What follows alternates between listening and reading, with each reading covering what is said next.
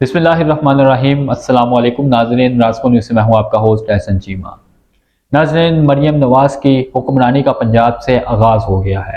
بلاول بھٹو زرداری کی حکمرانی کا سفر ابھی شروع نہیں ہوا۔ وہ یا تو سڑکیں ہی ناپتے چلے جائیں گے یا ایک مرتبہ پھر سے مانگے تانگے کی وزارت خارجہ چلائیں گے۔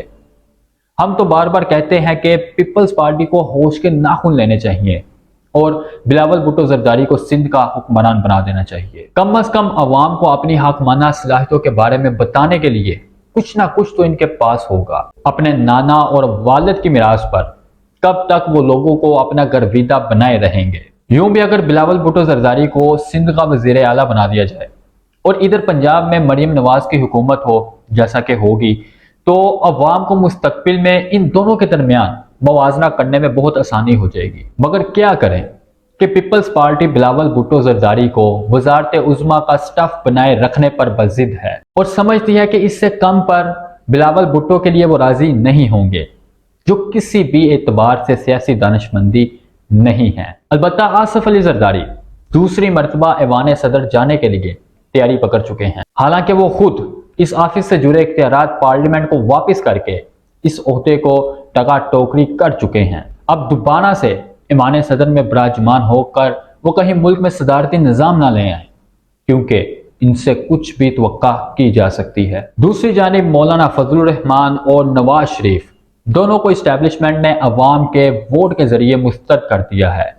جو لوگ یہ کہتے تھے کہ نواز شریف کی سیاست ختم ہو چکی ہے، وہ سچے ثابت ہوئے ہیں۔ پلوں کے نیچے سے پانی بہہ گیا ہے، بات کہیں سے کہیں جا پہنچی ہے۔ تبھی تو آج نواز شریف مریم نواز اور مولانا فضل الرحمان اسد الرحمان کو ایڈجسٹ کرتے پائے جاتے ہیں۔ یہ دونوں حضرات اپنی آئندہ کی سیاست نئی نسل کے ذریعے چلانے پر آمادگی دے چکے ہیں۔ آصف علی زرداری ان دونوں سے عمر میں چھوٹے ہیں، اس لیے ان کی لاٹری لگنے والی ہے۔ اب جبکہ حکومت سازی کا عمل شروع ہو گیا ہے، پی ٹی اے کی جانب سے فارم 45 پر جیت کی گونج بھی دب گئی ہے۔ اس سے قبل سوشل میڈیا کے بند ہو جانے پر بھی اس گونج کی دمک کم ہو گئی تھی۔ اب پی ٹی اے کی مرکزی قیادت اس شد و مت سے انتخابات کو متنازع نہیں بنا رہی جس شدت سے میڈیا پر بنایا جا رہا تھا۔ الیکٹرانک اور سوشل میڈیا اسے عوام کی ڈیمانڈ بنا کر پیش کرنا چاہتا تھا اور خوب شور مچانے کا ارادہ رکھتے تھے، مگر سوشل میڈیا کے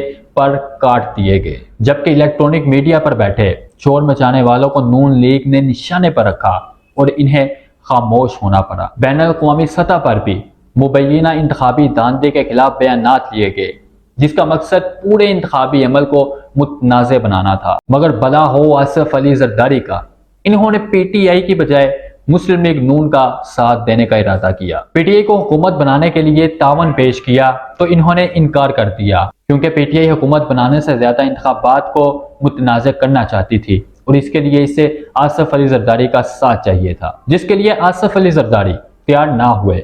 ممکن ہے کہ بلاول بھٹو زرداری تیار ہو جاتے، مگر وہ بھی باز رہے اور یوں پی ٹی آئی کا سارا کھیل اس حد تک بگڑ گیا کہ Imran Khan I M F کو خط لکھ کر امداد رکوانے کی دھمکیوں پر اتر ہے۔ اس دوران کمشنر راولپنڈی نے بھی تنازع کو ہوا دینے کی کوشش کی، مگر اسٹیبلشمنٹ نے بروقت اس پر قابو پا لیا اور پی ٹی اے کی جانب سے کسی احتجاج، کسی دھرنے اور کسی توڑ پھوڑ کی کال نہ دی جا سکی۔ بلکہ سچ پوچھئے تو وہ باتوں باتوں میں شہباز شریف کی حکومت کو عملی جامہ پہنانے جا رہی ہے۔ ناظرین، کچھ ایسا ہی منظر یہاں پنجاب میں بھی تھا، جہاں پی ٹی اے کے اسپیکر سبطین خان اپنی ریٹائرمنٹ سے پہلے ایک آخری شاٹ کھیلنا چاہتے تھے، مگر وہ کامیاب نہ ہو سکے، کیونکہ پنجاب کی انتظامیہ نے کسی بھی صورتحال سے نپٹنے کے لیے پہلے ہی سب تیاریاں مکمل کر لی تھی۔ اسپیکر کی جانب سے آج آ کر ایک ہی مطالبہ سامنے آیا کہ مخصوص نشستوں کی الاٹمنٹ کے بغیر ہاؤس مکمل نہیں ہو سکتا،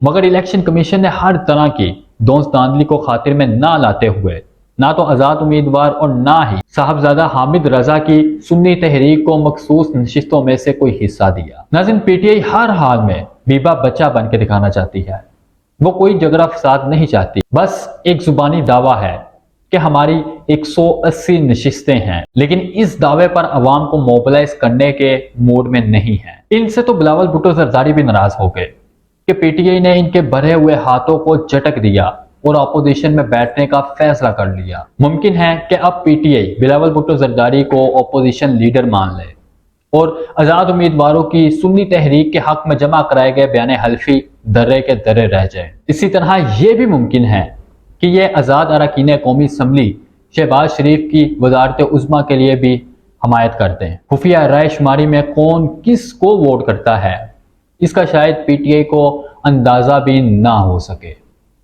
اللہ ہم سب کا حامی ناصر ہو۔ دوبارہ ملاقات ہوگی نئی ویڈیو کے ساتھ، تب تک کے لیے اللہ حافظ۔ پاکستان زندہ باد۔